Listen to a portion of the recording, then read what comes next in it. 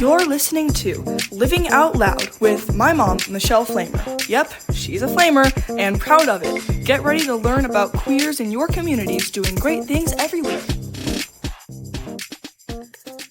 Hey, everybody, welcome back to Living Out Loud. And tonight I'm super psyched because my guest is not only an amazing human and lesbian, but she's also one of my dear friends. And the funny thing is, we met on TikTok and we became in real life friends. And now we just have a great friendship. So it's pretty awesome. But I'd like to welcome everyone. What do you want to go by? You want to go by, what's your last name right now? Dixon. That's what I thought. I just wanted to make sure. Yeah. Hannah Dixon is here, people, all the way from Salt Lake City. Hi, Hannah. Yeehaw. Hi. Welcome. Thanks. Thank you. I'm super psyched to have you here.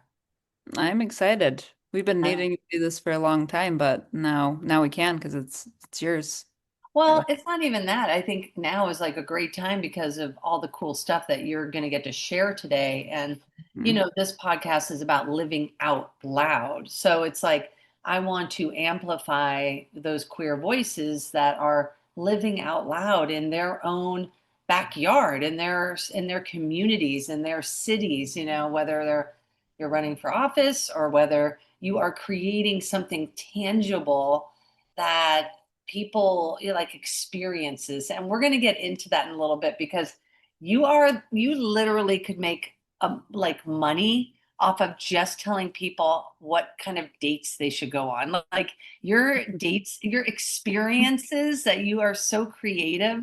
But so we're going to get into that a little later. What I want to share now is the way that I love to start the podcast is having the guest talk about their coming out story, because I don't think that people do this enough. So I think I mean, I gain something new from everyone's coming out story, and they certainly are not the same ever. So it's your own experience, and there's an extra layer for you. And so I want you to, I know you share your stories on TikTok and you're an amazing storyteller, but yeah, just lay it down. I don't even know if I know the beginning of your coming out piece, but I'm excited to hear some of it. All right. So it all started with you have to know that I used to be a member of the LDS Church, and so I never had the ability to really kind of even explore sexuality because I shut it down in my brain. Like if anything ever were to pop out, it just went away. I just dissociated it because I was taught that that is evil. And in about, I think it was about 2013, I ended up leaving the church. And that's where kind of everything shifted. It was like this start of the journey of like I have freedom. I have freedom of thought. Who am I? It's like the first time I really asked, who am I? Who is Hannah? Mhm. Um, and it started just unraveling different insights as I went. I remember as I was a Mormon, I advocated for gay rights. I was like marching in gay pride for Mm. Mormons who supported gay Mhm. gay marriage and things like that. And I was always passionate about it. It just didn't align, like the teachings didn't align. So after I was able to kind of like open myself up, it still didn't just like jump into it. I just remember feeling like I wanted to be around LGBT people. Like I don't know why. I just felt like safe, but I still didn't address any of it. I joined a softball league in Huntington Beach, California. And I remember this is the first time after I'd left the church, and for some That reason, California water, man. being around a bunch of gay women playing softball, how can cliche, but I was married at the time, and I remember I kind of used to like draw some, I don't know, I'd get hit on at the time. Like I was the pitcher, Okay.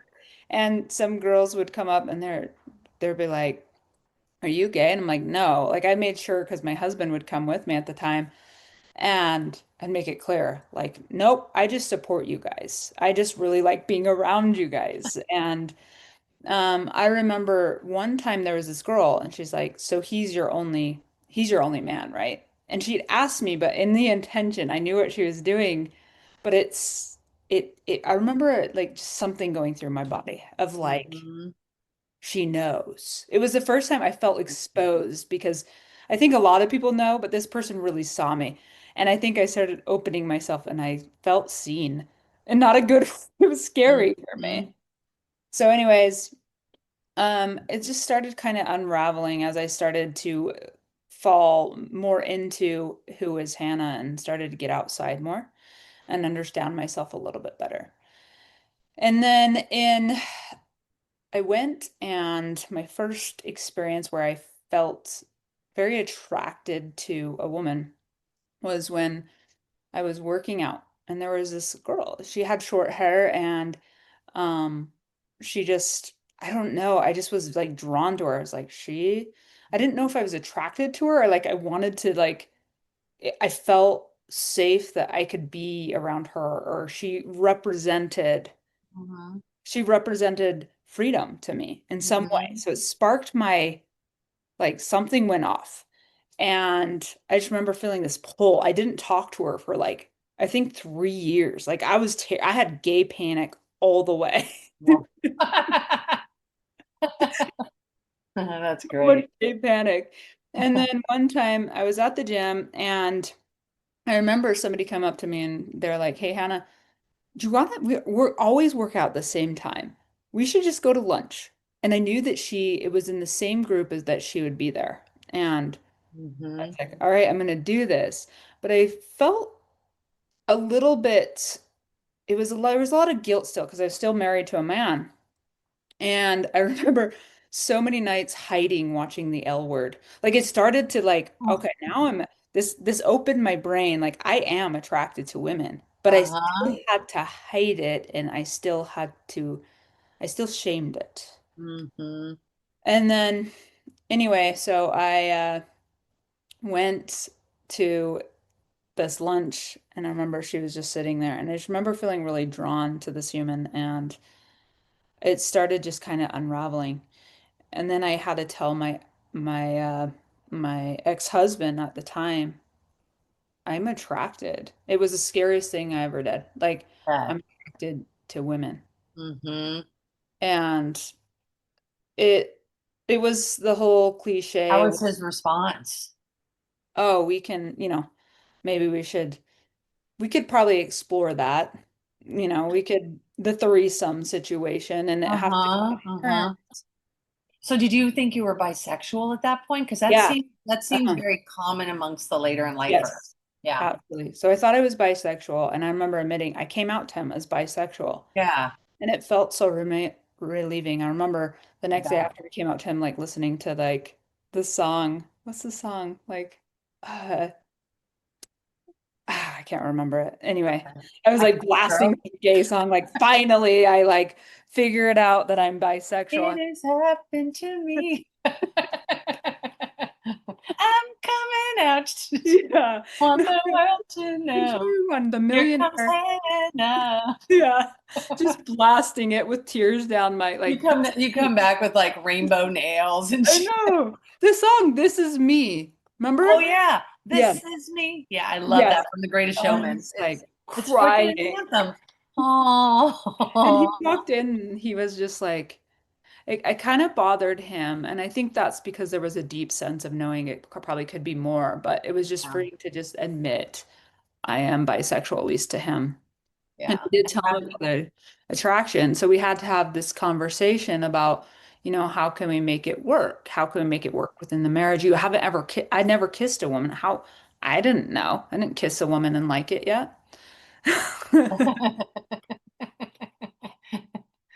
Oh, if you guys could only see the giggle. Yeah. That's But so no, he then I said I need to go to therapy because I think that there's more to this. I think there's more. I need to figure this out. And he got frustrated. He didn't want to. Like he told me at that point, like, hey, if you have to do any more, I don't want to have any more conversations. If you have it, I'm gonna leave you. hmm And this kind of like for 2 years, it just shattered me. Like I just completely shamed it and turned it off. And I was still friends with that girl that I was attracted to, and we built a very beautiful friendship. But Amazing. yeah, yeah, it was hard though, because I was still stuck, and I didn't But know she how. was definitely the catalyst. There's always like some type of catalyst. Oh, absolutely. Yeah. Yeah. And then and then how did you tell your parents? Like who was next? Um, so what had happened is I remember I started, it took like 2 years after I came out as bisexual. My parents didn't, I didn't really necessarily go into it with my parents. I didn't really need to. Yeah. And I had a conversation 2 years like, hey, what could we kind of had this conversation, what it would look like if I actually was able to explore this. And we had the conversation, maybe we go to Vegas and get this stripper. And I was just like, this isn't in line. It started getting my sexuality was sexualized, and that didn't resonate with me because I knew that I needed some Yeah. sort of a connection, a Hmm. deeper connection. But I was like, well, maybe because I was really curious. Like, I never kissed anybody. I really didn't know necessarily. I just Yeah. was very drawn to it. This is Yeah. very confusing. Um, and then uh, what happened is I remember walking down the stairs one time. For the very first time, I said out loud to myself, I am gay. Yes. How did that feel?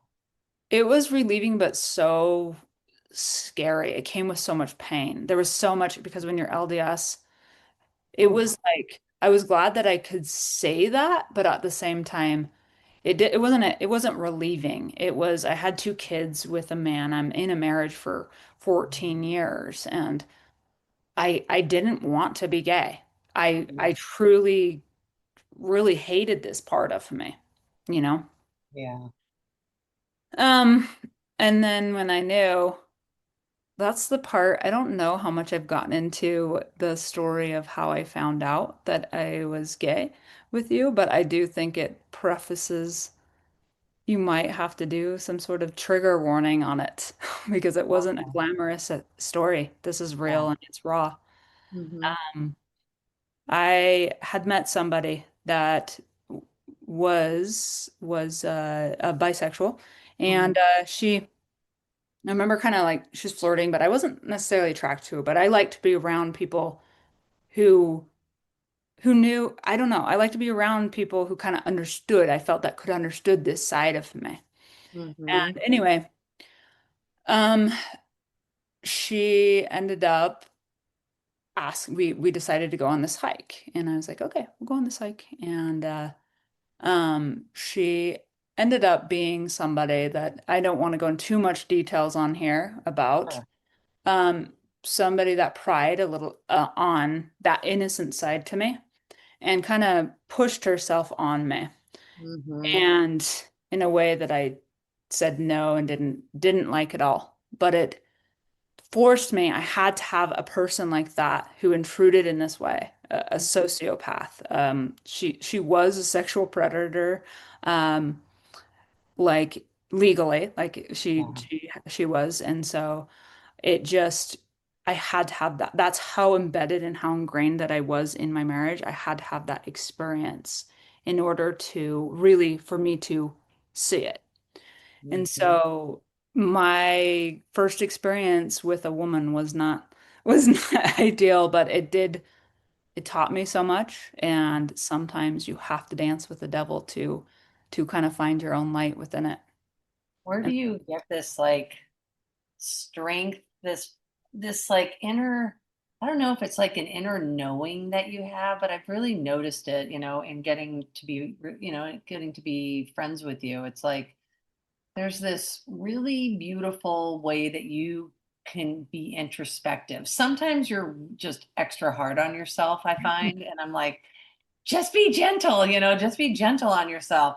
But how, like, where did you learn this piece of you that you're able to navigate some really painful things, but yet find find the other side of it? Find you like like you can be in the deepest muck, Hannah, like seriously, like doesn't even matter, like whatever experience like we talk about, and it could be past stuff too. It's not like it's just like I've seen this in you. It's like you can be in the deepest of muck and still just be like, I see the vision of what it looks like on the other side.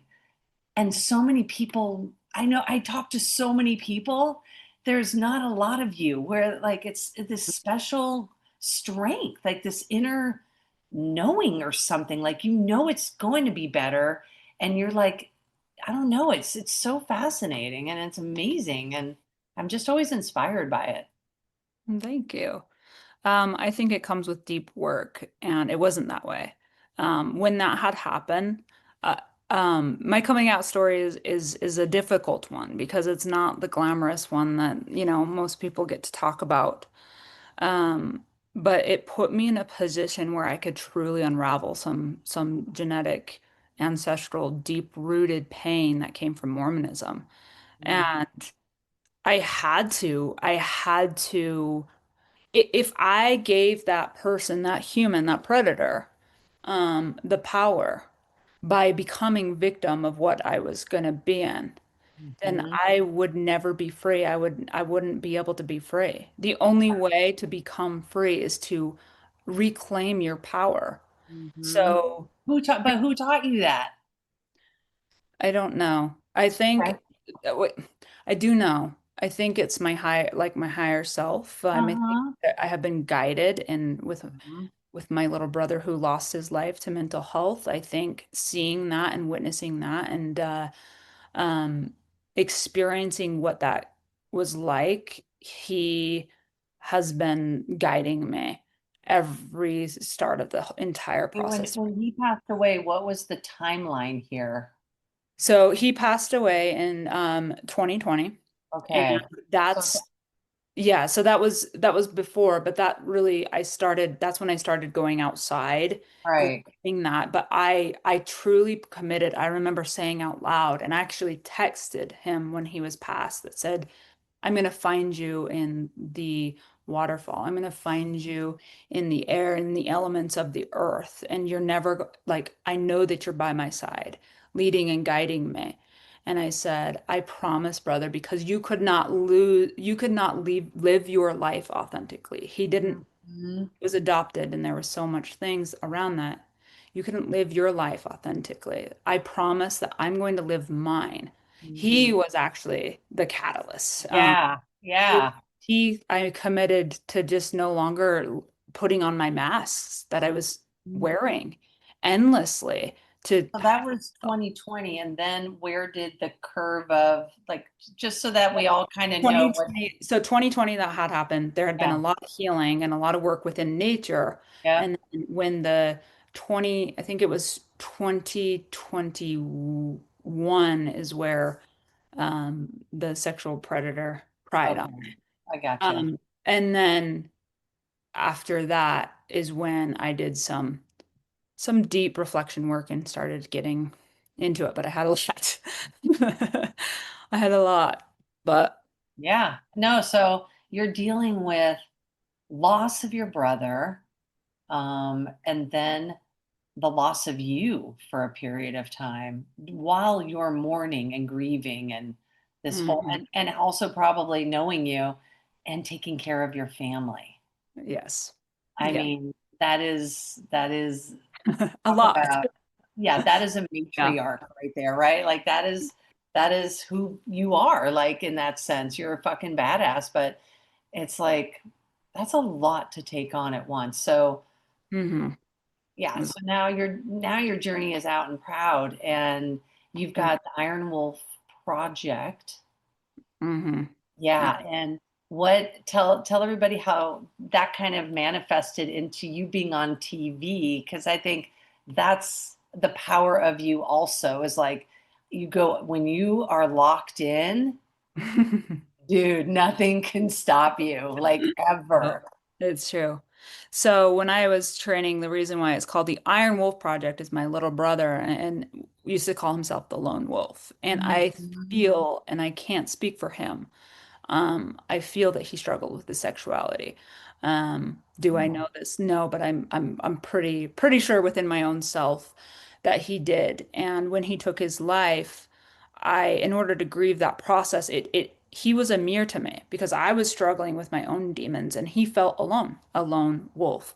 And I remember saying, Dallin, that was his name, and I said, you were never alone. I was right here, but there was something that it sparked in me that he didn't get to know that side. And so what I did is he couldn't see the world that I had the opportunity now to see.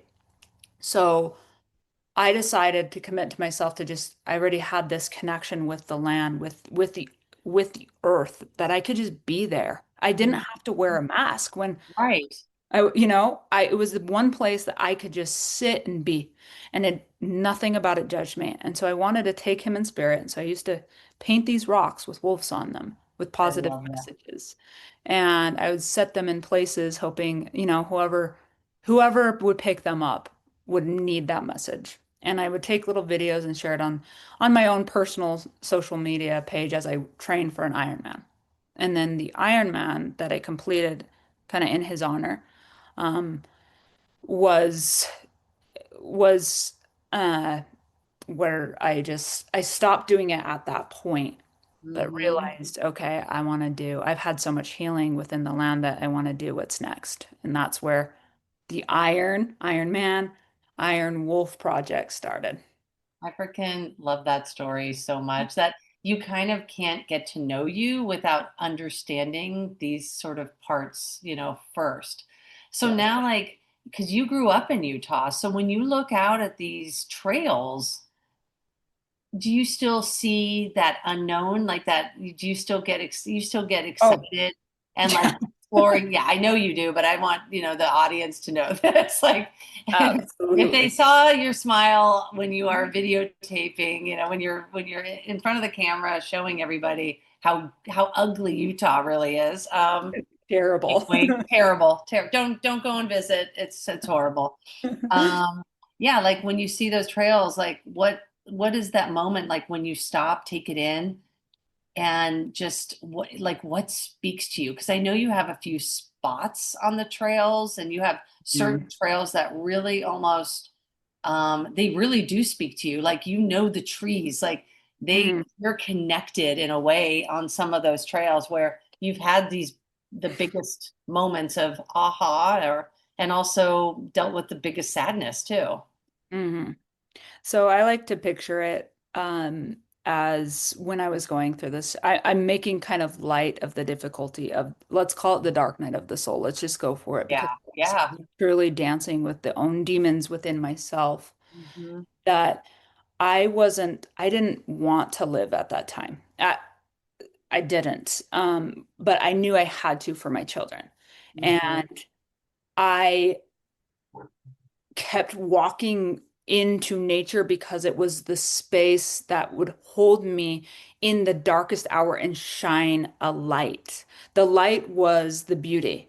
Hmm. And I didn't like myself at that time. I really didn't because there was so much shame that was unraveling. I could not see myself, but I could see the waterfall. I could see the canyons. And Mm. I would just be sitting in that place and I was in awe of the beauty. I kept going because it was helping me find purpose. It was giving me a light in the darkest time. And I kept wanting to go back. It was healing me. And as I literally almost hiked every single day and I was sitting with myself and there was just one moment where each time it was a mirror. So the waterfall or these places were a mirror to my own soul, and I started to fall in love with myself. Like I didn't realize that I was Hmm. falling in love with myself as Hmm. I was continuously taking myself to nature. It was truly Yeah. healing me. And And for someone else who I love nature, is like, I wish I could get out in it as much as you, or I wish I don't know. When it's so hot here, it's just almost impossible. But now it's coming into it's that sweet weather. yeah. I think it's really beautiful how you've been able to really heal for yourself but it's like now you've built this platform, like in your work with Iron Wolf, you're blending personal healing, adventure. There's a piece of outreach there. There's artistry in like what I was saying about the experiences that you pull out of your head, like that are so freaking cool. But it's Yeah. like, so which part of those, like what surprises you the most in like who you are today, like as opposed to being like a Mormon wife and mom for years and like or a kid, just growing up in Utah, like who, Uh, can you meet yourself in that place, and what surprises you about who you are today? who I am today. Um, I am nothing that I ever thought I would be because of the conditioning of the church. I am a very sovereign, free soul. And the thing that probably surprises me the most and what I'm most proud of is I've truly found peace. Mm, And a lot of times I was chasing happiness. I was truly, that was the only time, but I needed that on my journey. When I would go outside, I was chasing that was the only time that I could feel this relief and I felt happy. And as nature and we had this in the elements started to heal me mm, more, I started to feel grounded within my own physical being. And that's where peace began. Just peace mm, to be like a mm. waterfall or um, Buckskin Gulch, which is this incredible, beautiful slot canyon that I would be sitting in and staring at, and all of a sudden it was just peace. Wow. And it taught me how to feel who I am in my grounded space of just being. Hmm. And that is why now is why I've been going into the Iron Wolf project because it's the next chapter, the end of my healing journey. I closed the chapter on it because Yeah. it took some time. Yes. It did Yes. take some time. And now, Okay, it's life. I mean, we things take time. yeah. There's never going to be a stopping point. There's always going to be Mm, motion, momentum and growth and journey and setbacks and then grow again and then setbacks and grow. I mean, it is just Earth 101. hmm And it coincided with my divorce. It took me 3 years to get a Yep. divorce. The minute that Yep. divorce was, I truly stepped out of the trauma loop that I had been contributed to as I well. saw that. Yep. And I I was really like, did. slam the door. Nope, I'm not going back. I'm not running from things anymore. I am running into purpose.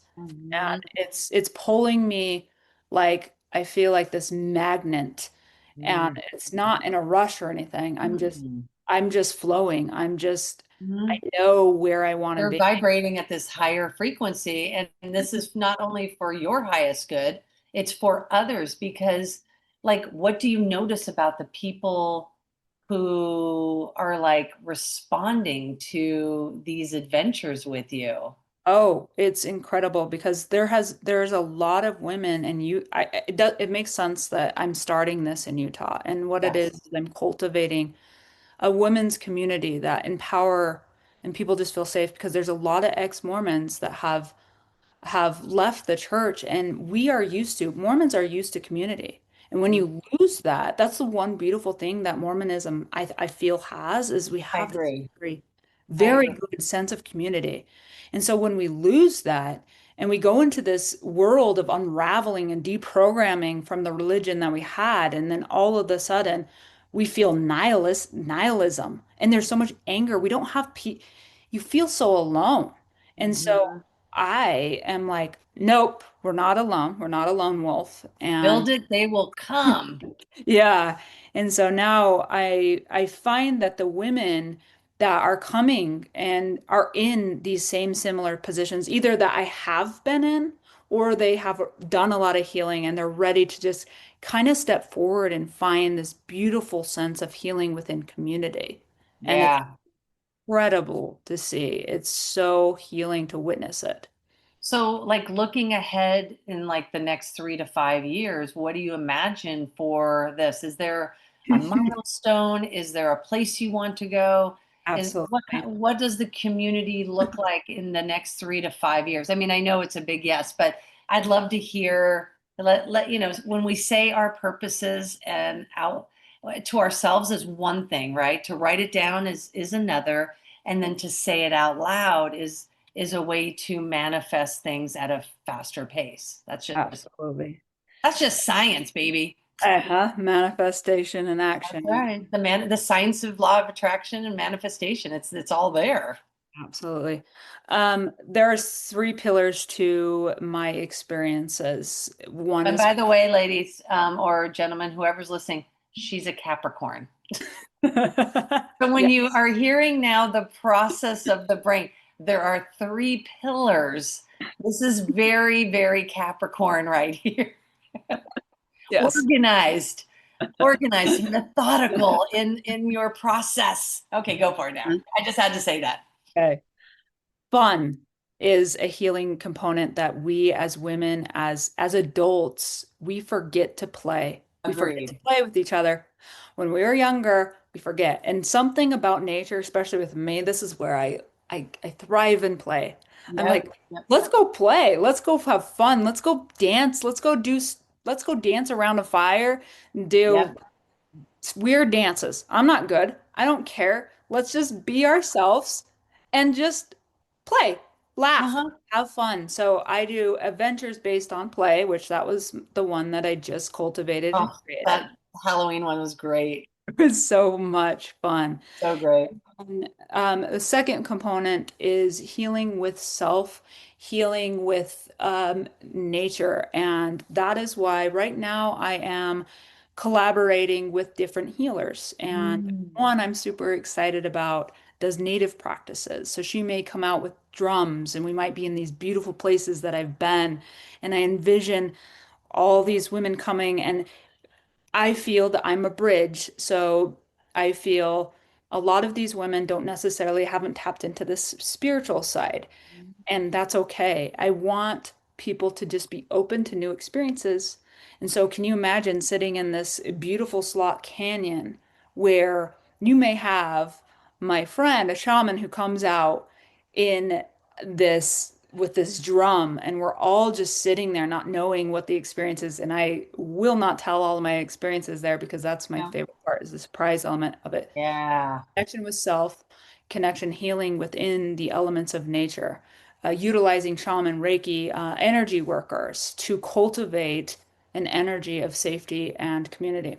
The Love third it. aspect is service. Now, service is a huge component of healing. When we're in our worst, most vulnerable spaces, and when I was that, a thing that would give me purpose is my page. It was a way for me to serve other people, and it for some reason gives back 100-fold. Mm. And I feel like those are the three pillars based Yeah. on my adventures. I So, freaking love that. yeah. So 3 years from now, where I envision third full circle, and it will happen. This is very Capricorn of me because I will not, I will have it happen. My little brother, we adopted him from an orphanage in Kazakhstan, both of them. Mhm. And there are a lot of things that go on, a lot of dark things that happen within orphanages. And full circle moment would be to go be in Kazakhstan, uh, Mhm. figuring out how to serve. So taking women to different, not necessarily Kazakhstan, either Costa Rica, different orphanages that I've served in, Yeah. and having a day, a retreat based on Um, one service. Maybe it's orphanage, maybe we figure out what that is. And then the yeah. second component, we play, we have fun, maybe do some Love it. cool little healing aspect, Heck and then yeah.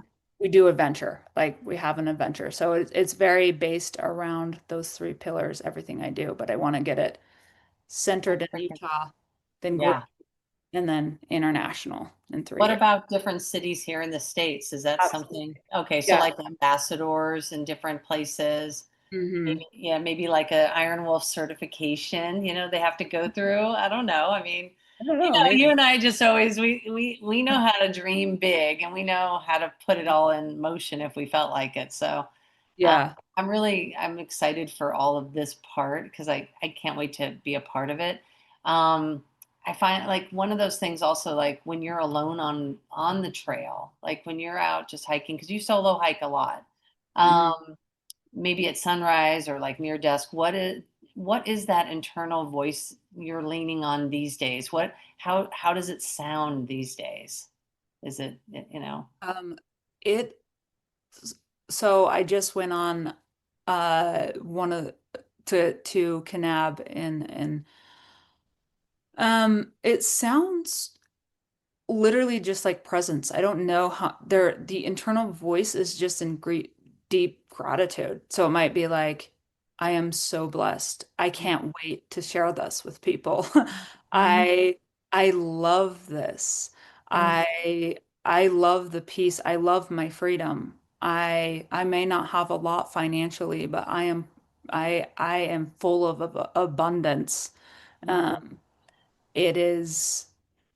I am truly at peace within myself and have this deep gratitude that I can't explain, that is a love for nature and especially Utah's land that has truly given my life back to me. It saved my life.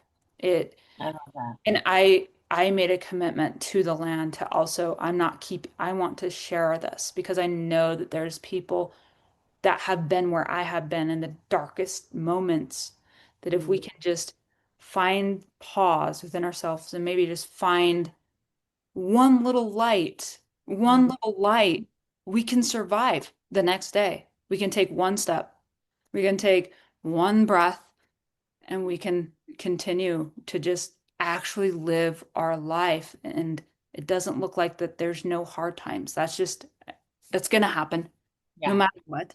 No, you're so right. It is. Um, when you're on the hike and you have your backpack, right? Like a day hike. So what is the one thing someone can always find in your pack? Definitely wrappers, because I always forget to throw away my previous wrappers.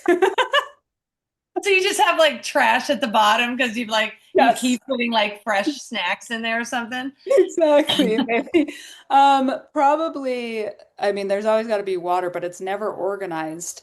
There's gonna be water, but there might not be even a lot. Like, I am so by I don't know how I Seat of your survive. pants. Yeah. It won't Um, be that prepared, I'll tell you that much. I mean, it do, will be a little bit of safety, but if you're on a hike, do you have earbuds in? It depends. Sometimes I do. I like to, but I listen to very particular music if I ever am listening to music. Yeah, what's listening? What are you listening to on your Spotify? It's either I love listening. Right now I've been listening to a lot of Hertz, but I love listening to Enya, Hmm. Saint Finnegan, I love Saint Finnegan. Trevor Hall, Oh yeah. very nature-driven artist. Yes, I love it. It's beautiful. I love that. So if you had one extra hour every day, which would be a Capricorn's dream, Yes. how would you use it if you got an extra hour? Um, I would use it an extra hour every day. Uh, outside, anywhere, anywhere outside, just sitting with myself, sitting with the people I love, sitting with my Mhm. kids. But I would want to be outside and just being fully present in that moment. I love that. So remember when you used to paint the rocks? Yeah, Oh my yeah. God, I love, okay, so I still paint. I know it's awesome. So like if you painted a rock today, like what's the message you would write? And let's encourage everybody to paint rocks and leave them in places where they can be found. Positive, happy, joyful rocks. Yes, I love it. Um,